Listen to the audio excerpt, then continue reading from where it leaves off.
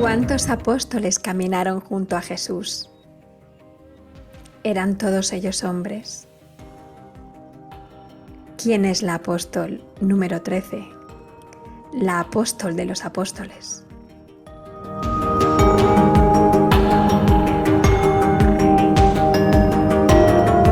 Bienvenidos un jueves más, son las 9 de la noche. Esto es Acércate Radio y yo soy Raquel Machín.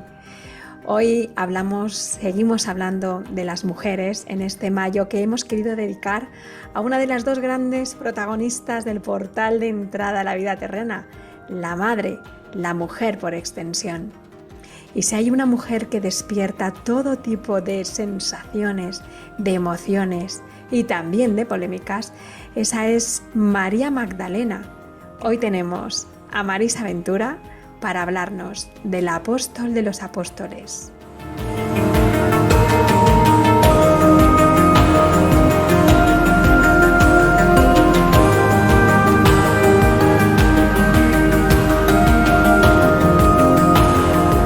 Estás escuchando Acércate Radio, eliminando fronteras. Pues bienvenidos una vez más a Antes de Nacer. Estamos atravesando un mayo lleno de mujeres, lleno de fantásticas protagonistas femeninas, cargadas de diferentes energías femeninas, porque en realidad la mujer puede ser una bruja, puede ser un dragón, puede ser una aventurera, puede ser una investigadora, una escritora, puede dedicarse a difundir la palabra de Dios, puede ser una diosa. Y todas ellas estamos recogiéndolas este mes de mayo en este sencillo homenaje que estamos realizando a través del conocimiento de nuestros maestros.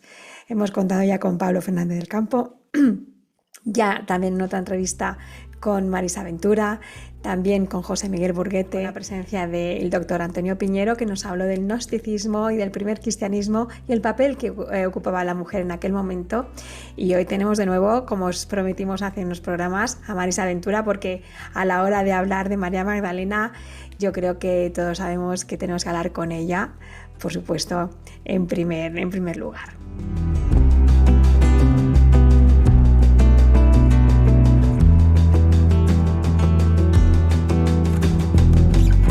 Recordaros una vez más que dentro de muy poquito vamos a abrir de nuevo cuestionarios que podréis encontrarlos en nuestra página web, que es antesdenacer.com. Ya sabéis que en esta página tenéis acceso directo a todos los podcasts, a todos los vídeos de YouTube, todo junto en el mismo lugar para que no nos perdamos. Cositas que voy escribiendo yo sobre la preexistencia del alma, informaciones sobre mi investigación, informaciones sobre las regresiones que realizo también y dónde las realizo, y también sobre los eventos que vamos realizando, en los que vamos colaborando también a lo largo del tiempo. Os invito una vez más a que lo visitéis para que tengáis cualquier duda despejada de inmediato, y por supuesto si queréis comunicar conmigo también ahí tenéis enlaces, y si no podéis dirigiros a mi correo electrónico, que es raquelmachin@gmail.com.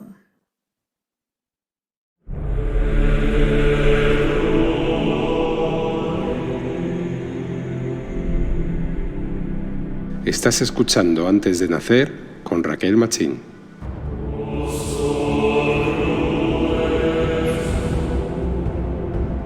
En la vastedad del relato cristiano, pocos personajes han sido tan profundamente mal interpretados y al mismo tiempo tan poderosamente evocadores como María Magdalena.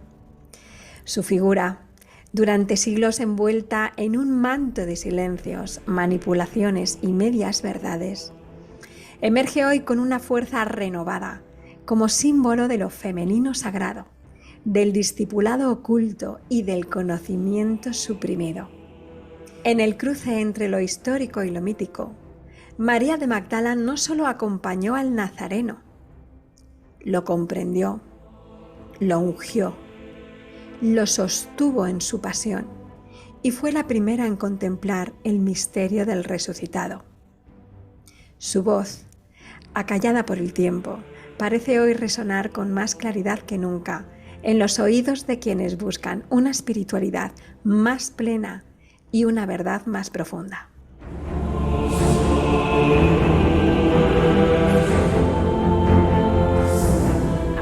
los siglos, los evangelios, tanto canónicos como apócrifos, los textos gnósticos, las leyendas medievales y las recientes investigaciones arqueológicas han tejido un tapiz multicolor en torno a Magdalena. A veces discípula, otras amante simbólica, otras tantas iniciada en misterios antiguos. Ha sido reflejo de los miedos y anhelos de cada época. Hoy, en tiempos de transformación y redescubrimiento espiritual, ella se presenta como una figura puente entre lo humano y lo divino, entre lo femenino olvidado y lo femenino redimido, entre la memoria ancestral y la conciencia emergente.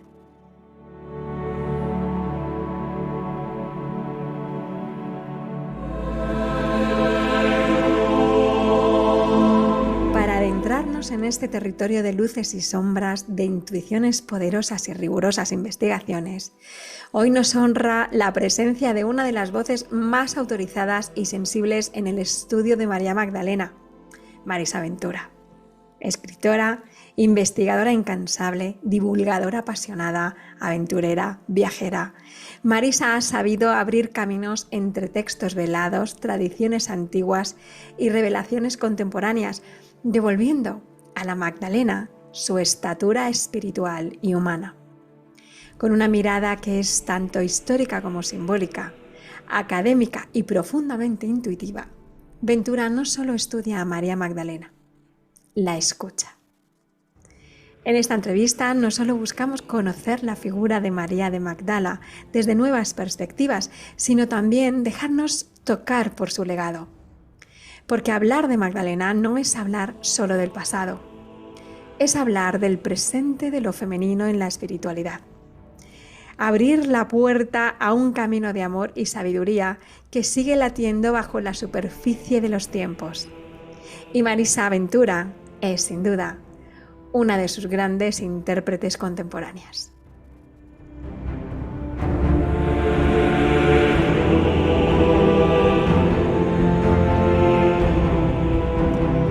Como ya hemos mencionado en un episodio pasado, Marisa Ventura es autora del libro Sola entre ellos, un viaje de descubrimiento espiritual al corazón de María Magdalena. Y comienza su libro con estas palabras: dedicado con ferviente amor y admiración a la mujer, a la heroína, a la sobreviviente, a la santa, a mi guía espiritual de todos los tiempos.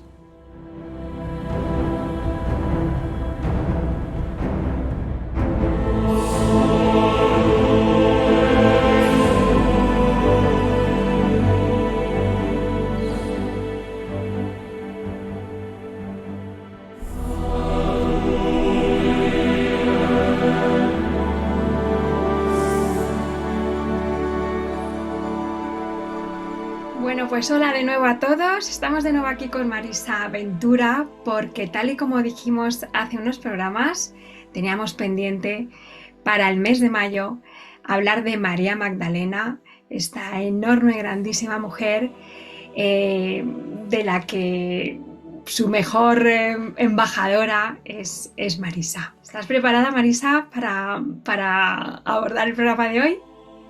Absolutamente, siempre que se trate de María Magdalena, humildemente, para mí es un honor, un privilegio tratar de ponerle voz, o tal vez, mejor dicho, de devolverle esa voz que ha tenido silenciada durante tantos siglos. Así que preparadísima, Raquel.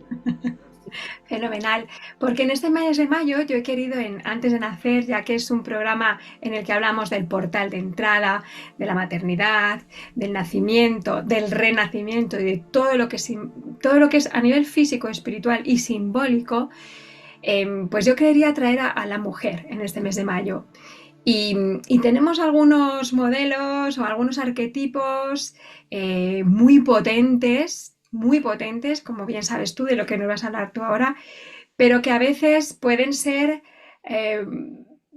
desbordar a las mujeres, ¿no? Ahora nos hablarás tú, ¿no? De esta santa imposible de llegar a ese modelo que es la Virgen María, la Madre de Jesús, o la que se nos ha vendido como prostituta y tal, que es María Magdalena. Yo quiero ofrecer, bueno, yo no, a través tuyo, pues otra visión, traer otras mujeres durante este mes de mayo y hablar de la feminidad desde la fuerza y desde el poder creador y desde otro lugar.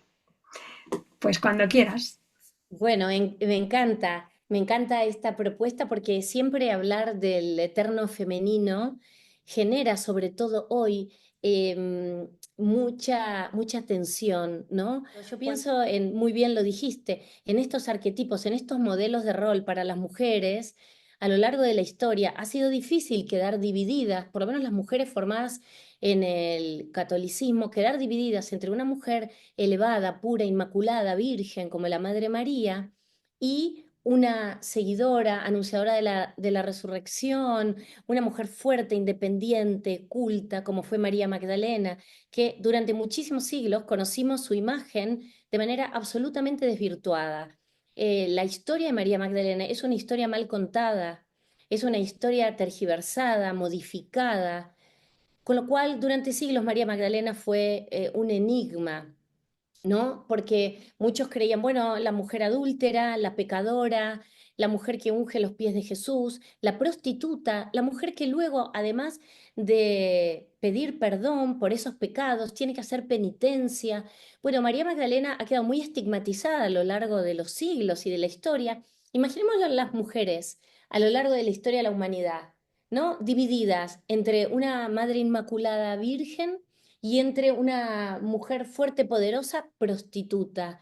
Entonces, en el medio quedamos todo el resto de las mujeres de la humanidad, que todas pasaríamos a ser hijas de Eva, automáticamente pecadoras, porque pocas son las mujeres que, por supuesto, como hay en muchos escritos, las mujeres pueden querer parecerse a la Madre María, pero jamás van a alcanzar ser un modelo como ellas o ser la Madre María. Esta mujer que está tremendamente elevada y está muy alejada desde esa perspectiva de las mujeres.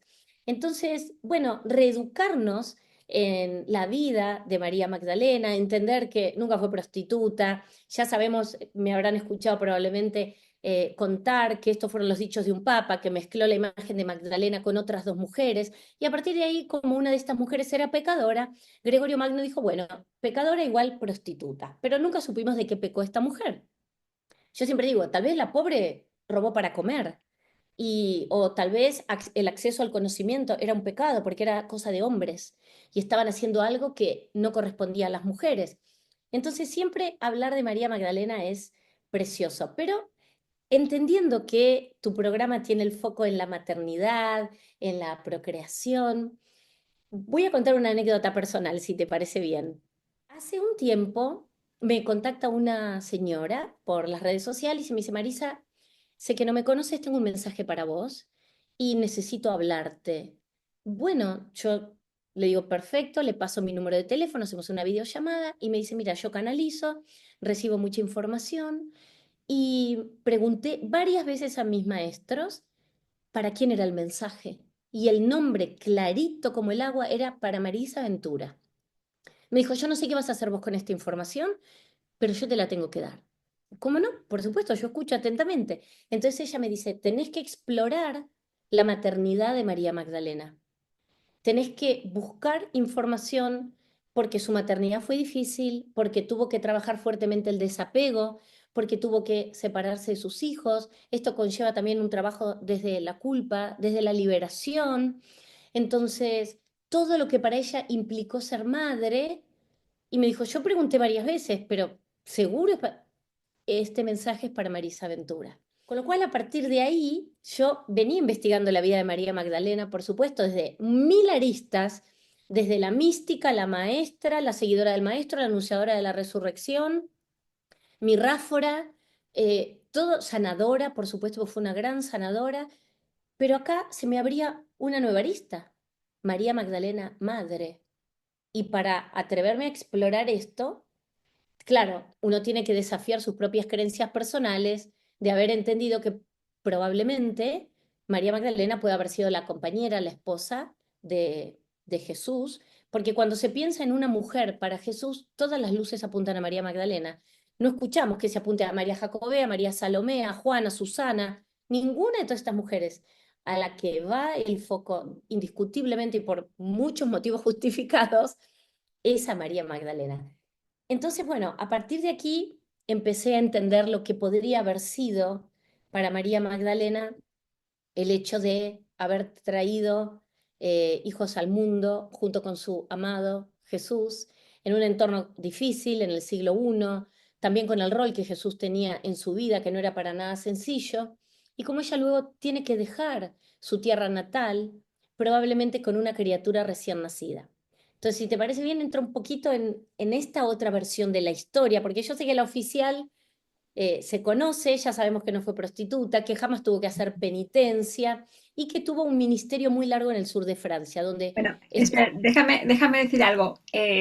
Dices, ya que sabemos que no fuera prostituta, este reconocimiento que se ha hecho en los últimos años, no sé si en la década de los 60 o 70, puede ser, del siglo XX. correcto, cuando terminó el Concilio Vaticano II, ahí la Iglesia se retracta.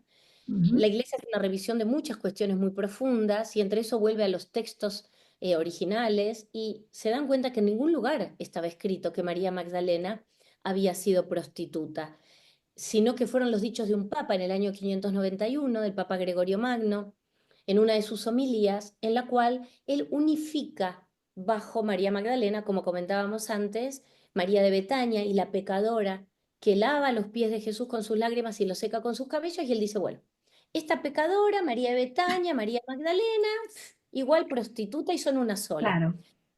Entonces aquí empieza el derrotero Sí, de pero María te Magdalena. quería decir una cosa, que has dicho que efectivamente la iglesia se retracta y de hecho después la canonizan, si no recuerdo mal.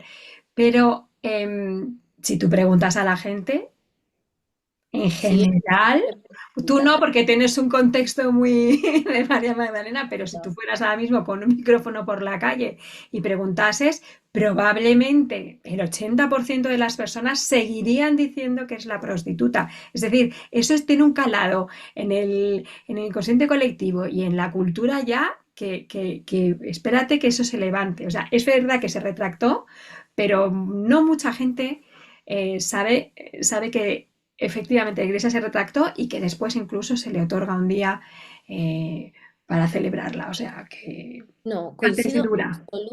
absolutamente lo que decís con esto de que hoy a cualquiera que le preguntemos, mismo pasa que si uno va, sobre todo en la semana de Pascua, a la iglesia, los curas siguen hablando de María Magdalena, la prostituta arrepentida, la que llora como una Magdalena. Y entonces, de hecho, yo he tenido varios encuentros con algunos curas y decir, mire, padre, usted es un hombre de la iglesia, debería haber leído el Concilio Vaticano II, porque no pueden seguir trayendo a la penitente, a la prostituta, porque es una imagen absolutamente inventada. ¿Dónde surge fuertemente, sobre todo, y tiene un desarrollo terrible, el concepto de María Magdalena como prostituta? Esto aparece mucho en la Edad Media.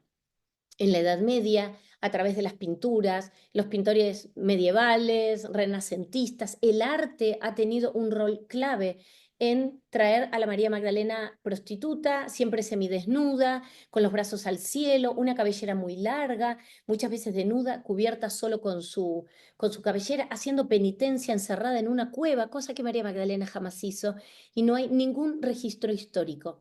Es decir, que todo esto es parte de la imaginería, ¿no? Hay mucha cantidad de pinturas, puedo citar Caravaggio, Rafael, Georges de Latour, que hablan, o el nombre de esas pinturas son Magdalena penitente, sin embargo, Magdalena no está en actitud de penitencia, o Magdalena en éxtasis. Es decir, son títulos genéricos porque ya todos sabían que Magdalena era la penitente, era la prostituta, y el rol del penitente no se le impone junto con el de prostituta, pasó mucho tiempo. Ahí nos tenemos que ir al concilio de Letrán, en el 1549 o 79, si no recuerdo mal, donde aparece por primera vez el misal romano y aparecen lo que son castigos y penitencias. Y María Magdalena aparece como la modelo de penitente. Entonces, no solamente en el 591 Gregorio Magno la tilda de prostituta, estigma que le ha quedado y la ha crucificado hasta nuestros días, sino que muy posteriormente en el Concilio de Letrán se le pone además el adjetivo de penitente. Es muy habitual en las iglesias y en muchas representaciones, esculturas, pinturas, ver a María Magdalena con su calavera, con su evangelio, con una cruz y con un cilicio. El cilicio hecho esas tiritas de cuero con cuentas para la flagelación. Una locura porque, claro, pasó muchísimo tiempo. Recién en el 1969 la Iglesia modifica el misal romano, tomando en cuenta el Evangelio de San Juan, y quitan de María Magdalena la palabra de penitente, prostituta y adúltera. Pero tuvieron que pasar 1969 años para que esta mujer tenga algo de justicia, y recién en el año 2016 el Papa Francisco va a elevar lo que era una memoria. No se la celebraba María Magdalena en la Iglesia, su festividad es el 22 de julio, pero el Papa Francisco elevó a fiesta. Es decir, que desde el 2016 recién, se celebra a esta mujer que sus dichos, el hecho de que Jesús se le haya aparecido resucitado primeramente, que la haya elegido a Magdalena, no fue azaroso que Jesús se aparece a Magdalena, la anunciadora de lo que luego va a ser el cimiento del dogma de la Iglesia Católica. Anda, te invito a que vayas a conseguir una medallita, una estampita, una imagen de María Magdalena, alguna santería. Prácticamente no hay, y tengo hecho un trabajo de campo muy profundo en cualquier parte del mundo. No hay, y si hay, atrás dice, porque tú has sido modelo de penitencia y tus pecados te han sido perdonados.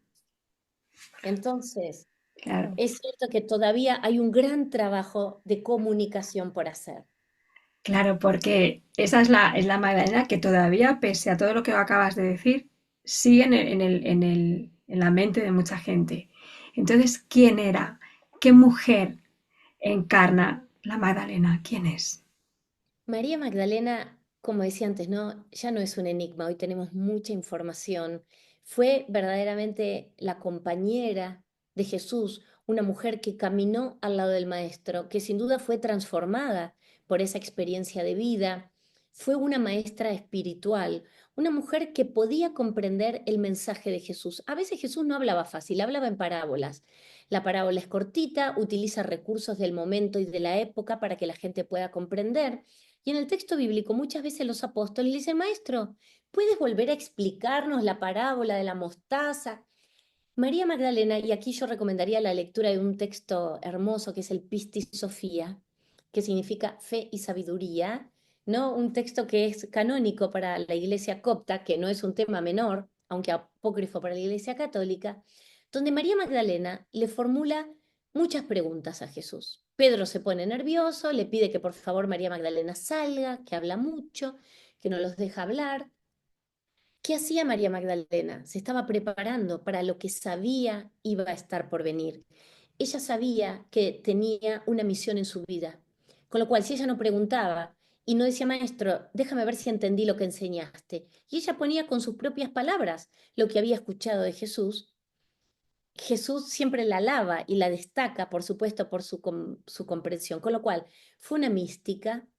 María Magdalena, el místico es aquel que busca el conocimiento de lo eterno, ¿no? Y ese conocimiento de lo eterno llega a través de la experimentación, de la contemplación y también de la oración, ¿no? Cuando uno se entrega, la oración no es que tiene que ser una oración determinada, sino cuando ponemos un propósito en lo que queremos en nuestra vida o pedimos guía, asistencia. A las claras, María Magdalena fue una mística, fue una mujer sanadora. Recordemos que Jesús sanaba no solamente con estos actos y estas obras maravillosas que luego lo vamos a entender como milagros, ¿no? Parece que es algo sobrenatural, sino que también sanaba con el poder de la palabra, con la cadencia que tenía el tono de su voz. Y María Magdalena hacía lo mismo. De hecho, hay registros de su paso por el sur de Francia y hoy la Iglesia reconoce el apostolado de Magdalena en el sur de Francia. Es decir, que fue, sin lugar a dudas, una maestra itinerante, una maestra espiritual, una mujer con mucho conocimiento del reino de Dios. ¿Por qué? Y porque ha sido, sin duda, tocada por la experiencia y nos ha dejado un evangelio de gran sabiduría, con enseñanzas muy liberadoras. Entonces yo siempre digo, bueno, ¿qué es lo que esta mujer escuchó? en su vida con Jesús? ¿Qué registró? ¿Por qué registró determinada enseñanza y no otra? ¿A qué le ponía foco? Ella daba mucha importancia al alma. Por eso digo, María Magdalena fue una mujer valiente, de coraje, resiliente, tiene valores, yo diría que más del siglo XXI que del siglo I.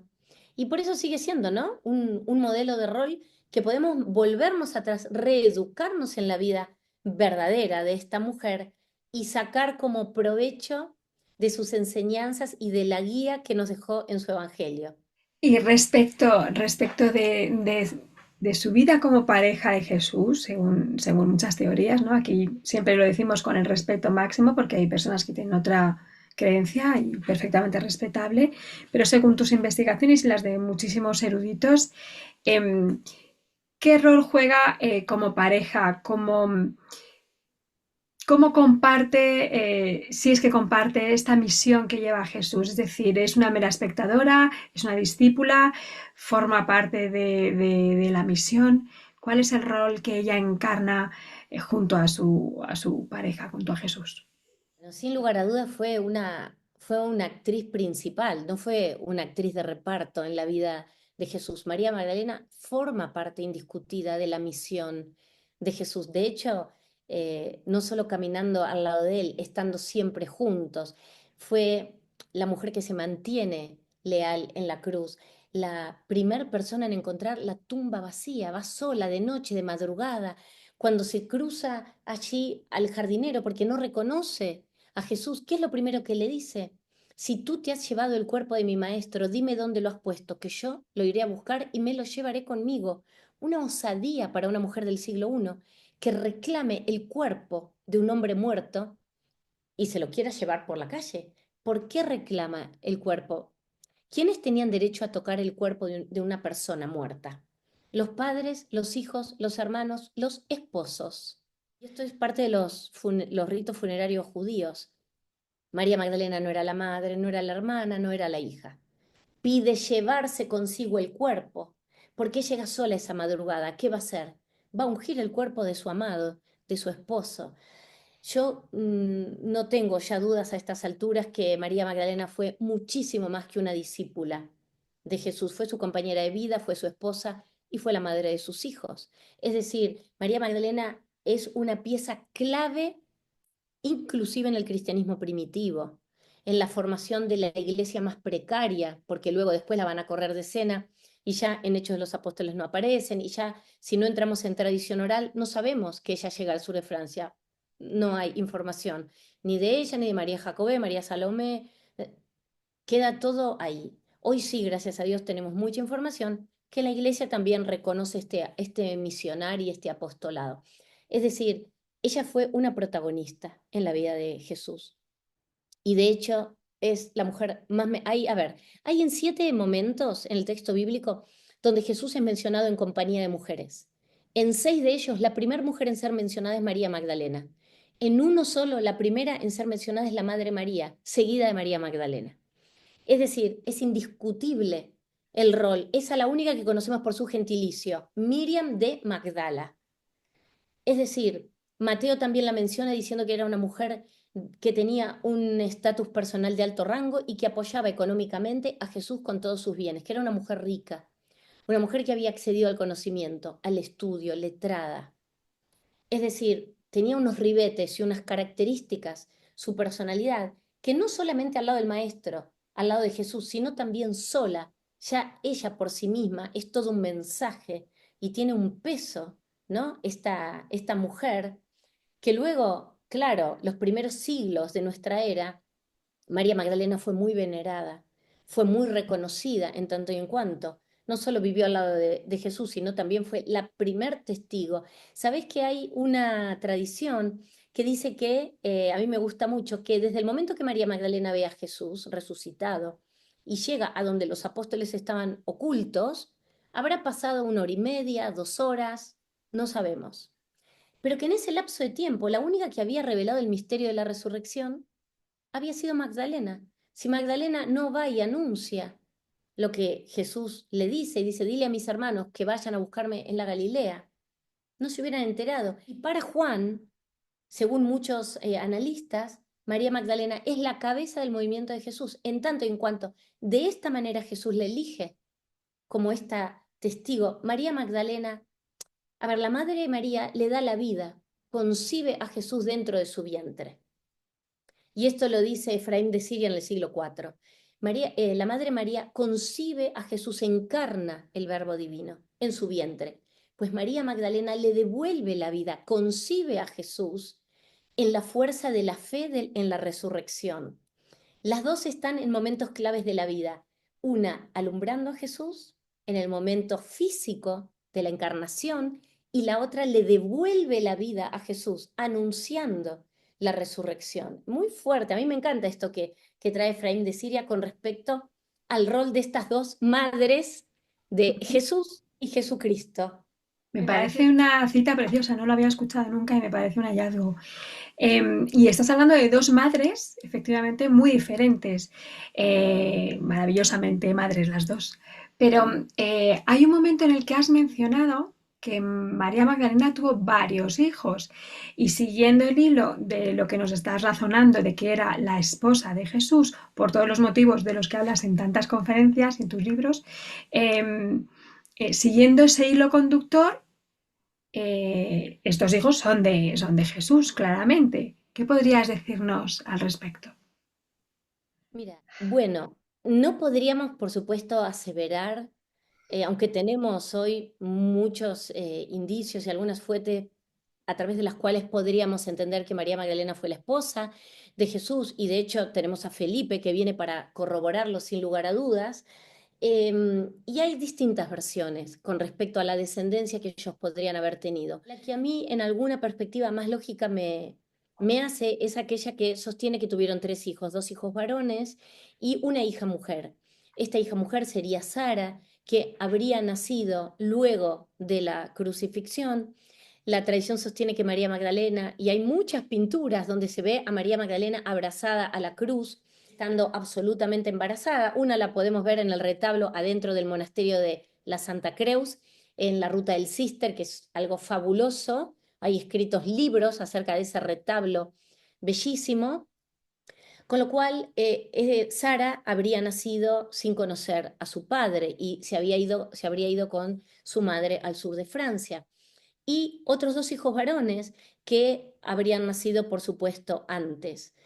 Hay muchas especulaciones que uno de estos hijos se habría ido a Britania, lo que hoy conocemos como el Reino Unido, y habría sido el que allí habría comenzado a evangelizar, a llevar el mensaje de su padre y de su madre a estas tierras. Por eso Glastonbury es un lugar muy especial para María Magdalena, no porque ella haya llegado allí, porque no tenemos ninguna prueba, sino porque se cree que sí, uno de sus hijos, y que donde es lo que vemos los restos, ¿no?, de la abadía de Glastonbury, bueno, allí habría sido un oratorio que su hijo habría construido en recuerdo de su madre. Otro hijo se cree que habría llegado a Italia. Bueno, aquí entramos en todo un tema de simbología con la flor de lis en la ciudad de Florencia, pero de la que más información hay sin duda es Sara, porque de hecho Sara es venerada en Saint-Marie de la Mer, las Santas Marías del Mar, ese pueblito pesquero hermoso que tiene una iglesia, una basílica dedicada a María Jacobé, María Salomé y María Magdalena. Sin embargo, en la cripta aparece una escultura bellísima de Santa Sara.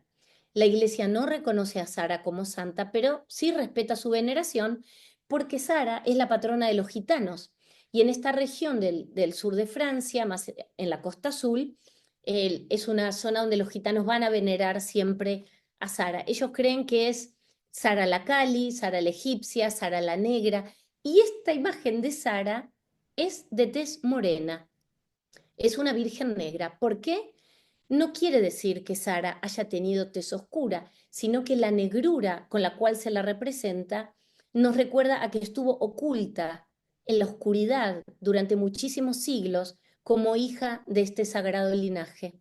Por eso, no solamente a María Magdalena en la Edad Media, en pleno movimiento del catarismo, María Magdalena empieza a ser representada como la Virgen Negra, que también la Virgen Negra tiene una tradición ancestral, pero a partir del movimiento de los cátaros aparecen infinidad de imágenes de vírgenes negras que nos recuerdan a Magdalena oculta, la novia perdida, la esposa perdida del cristianismo, sino también Sara, su descendencia. Por eso a Sara se la representa como, se cree que nace en Egipto, entonces por eso se la representa oscura, ¿verdad? Porque estuvo oculta, porque ahí había un secreto, y es como que apagaron la luz.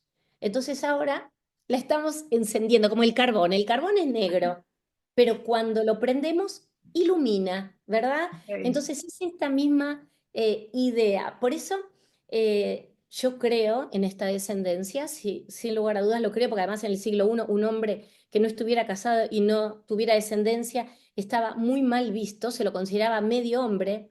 Y un detalle chiquitito que para mí es muy relevante, al abuelo de Jesús lo expulsan del templo por no tener descendencia con Ana. Cuando va a hacer una ofrenda, Joaquín, al templo, le dicen, no puedes hacer ofrendas, no has traído descendencias para el trono de Israel. Y lo expulsan y para él fue una vergüenza. Se va 40 días al desierto y Ana llora su esterilidad, como muchas mujeres en el Antiguo Testamento, que lloran, suplican a Dios ser madres, concebir, porque además estaba considerado un castigo divino la no procreación. Entonces imaginemos si este tema, que al abuelo de Jesús lo expulsan del templo por no procrear, si no habrá sido un tema tabú en la familia de Jesús. Humanicémoslos un poco por un rato, ¿no? Totalmente, totalmente. Pues estamos llegando al final y te tengo que liberar porque sé que tienes cosas que hacer, pero me gustaría, si quieres, que terminaras con la idea de si María Magdalena fuese una energía una fuerza arquetípica que tuviéramos que conocer o que reconocer, eh, ¿cuál sería? ¿Cómo podríamos de alguna manera encarnarla hoy, ¿no? Esta energía. Y ya Mira, terminamos. María Magdalena es energía de amor incondicional. Eso es lo que verdaderamente la define.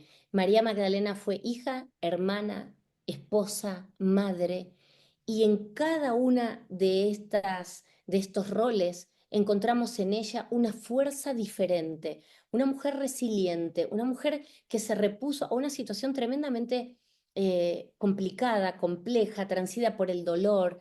Sin embargo, su frecuencia es muy elevada, es muy hermosa y mucha gente me dice, bueno, ¿cómo la puedo invocar?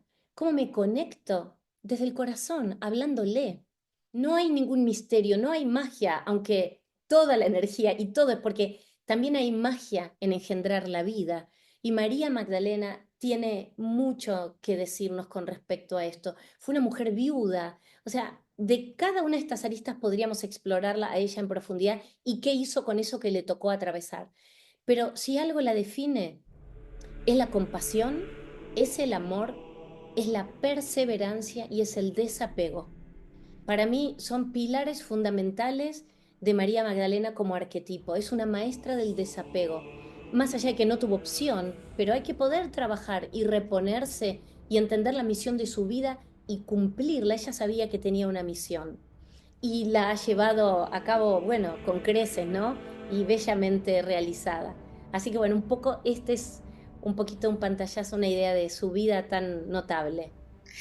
Pues me parece que es una primera aproximación fantástica y recomendamos a todas las personas que nos escuchan, que nos ven después en el canal de YouTube, que te busquen, que te lean, que te escuchen, porque tienes tanto más que contar sobre tantas de estas aristas de María Magdalena.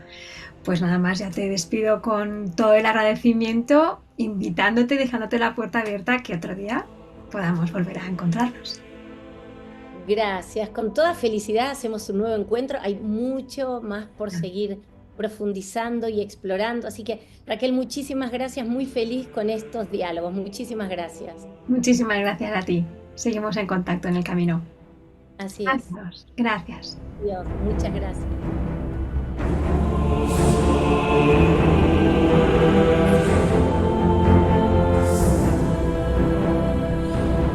Muchas gracias, como en cada programa os lo digo, por permanecer a mi lado hasta el final de la entrevista y hasta el final de este programa. Cuento con vosotros para continuar caminando en este sendero de descubrimiento del proceso maternal, entendiéndolo como puerta de entrada a la vida terrena. Os animo a seguirme en las redes, a dar me gusta, like, todas estas cositas, campanitas y no sé qué más. porque ayuda muchísimo al canal a que se posicione, que cada día lleguemos un poquito más, así que como no os cuesta nada, os tengo que pedir esto. Permaneced atentos a la apertura de los nuevos cuestionarios. Estoy a la espera de que sucedan un par de cosas para que coincida en el tiempo con otros eventos y con otras cuestiones para ayudar a que los cuestionarios lleguen a más personas, pero desde ya os pido que cuando sean abiertos, por favor, colaboréis, rellenéis, divulguéis, compartáis, para que en este momento, en vez de llegar a 84 mujeres, maravillosas mujeres que ayudaron la primera vez, lleguemos a muchísimas más y a muchísimas familias que recibieron, por lo menos por un tiempo, a ese alma que llamaba a su puerta, que llamaba a su familia.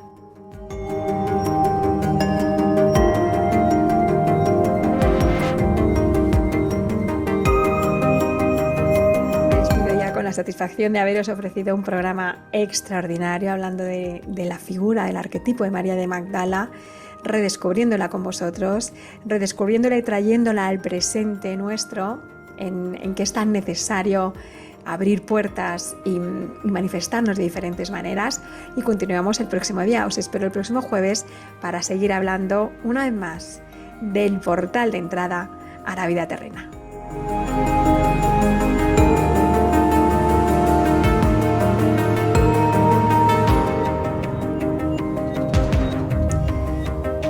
María Magdalena fue una mujer que amó con todo el corazón. Caminó entre el dolor y la esperanza y encontró en el amor la fuerza para ver lo sagrado donde otros solo veían el final.